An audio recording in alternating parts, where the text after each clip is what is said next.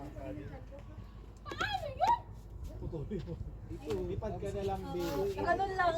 I-edit mo na lang. Pagtikit mo. Bakit ka ano?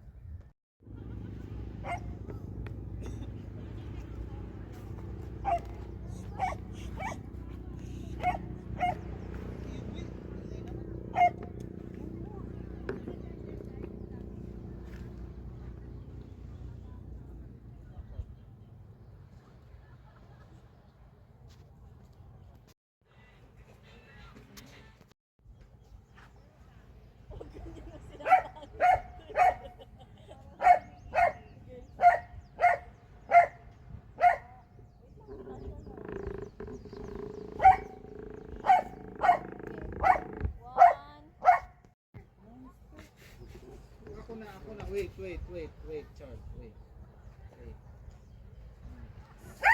Uy! Yo! Uy! Ay, my real thing, ha? My real thing is very important po. And my, yeah, never made a list. Nice, sweet.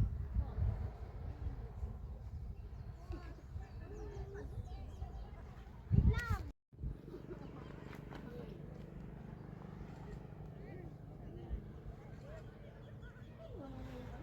Yun yung napakagandang view ng Nawangin Cove dito sa Pundakit, Zambales. So, nandito kami sa overlooking dito sa taas. Bali umakyat kami, may bayad, kano na yan,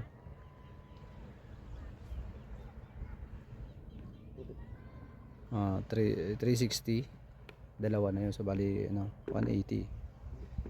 So ito yung napakagandang view sa taas. Yun yung mapapansin. Pero bundok po yan.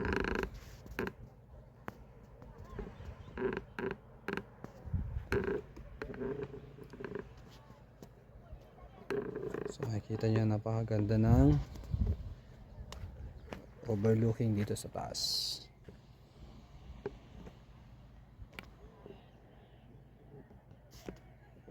Wala ka masabi.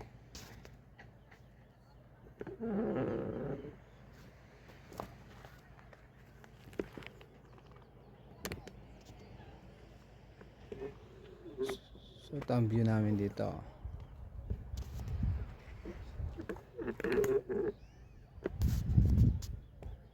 Hindi na kami nagpicture doon sa taas na yan.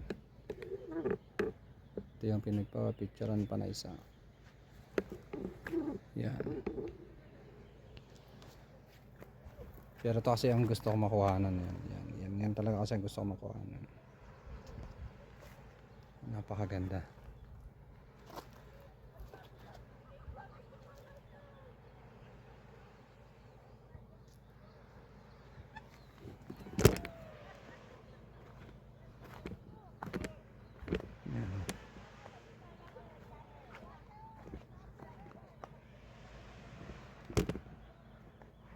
Yung pinakamagandang overlooking niya. So yan, kinukuha na natin ng magandang pwesto.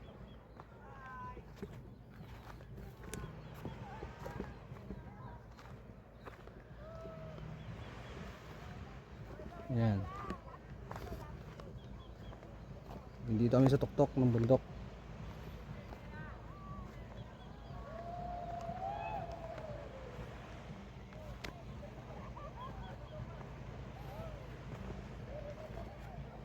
So, ngayon dito, pwede pang pumesto para mag picture taking.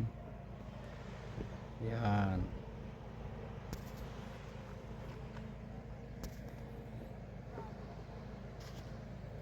So, napakaganda. Pasyal kayo dito. Sulit naman ang pagod nyo pag nakarating kayo dito sa ganda ng view. May bundok na, may dagat pa.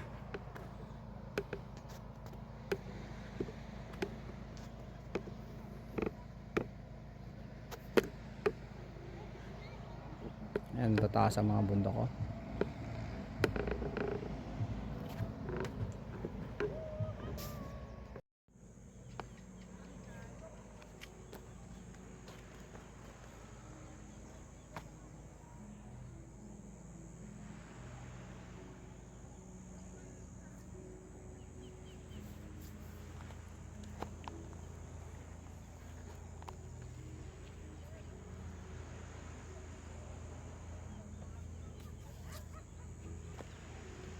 Patahimik dito sa Nawangin.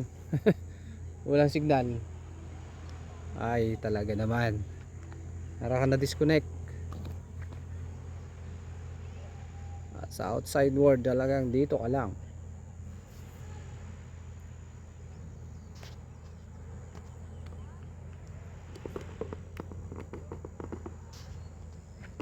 Huwag kayo mag-alala, sulit ang bayad nyo rito. Dahil mag-enjoy naman kayo talaga. Mag-enjoy po kayo. Hindi po kayo magsisisi, promise.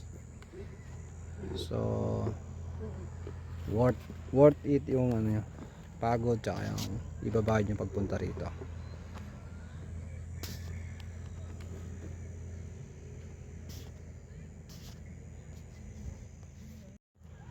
Ganyan ka linis, kagandang tubig, ang dagat, yung buhangin, kakaiba rin ang itsura. Sa dami na nang napunta akong dagat sa Pilipinas, iba-ibang lugar, iba-ibang karakteristik ng dagat, iba-ibang karakteristik din ng buhangin, yung paligid. Talagang mayroon silang kakaibang ganda sa bawat isa. Hindi mo talaga sila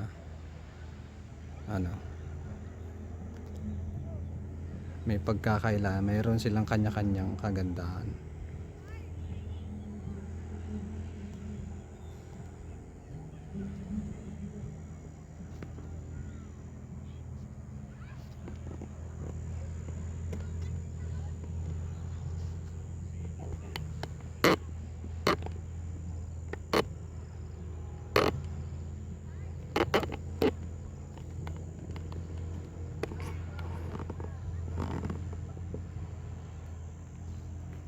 Yan.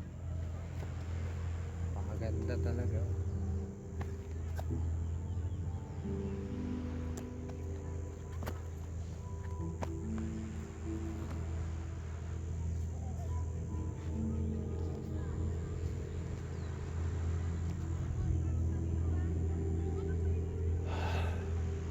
Paano? Baba na kami.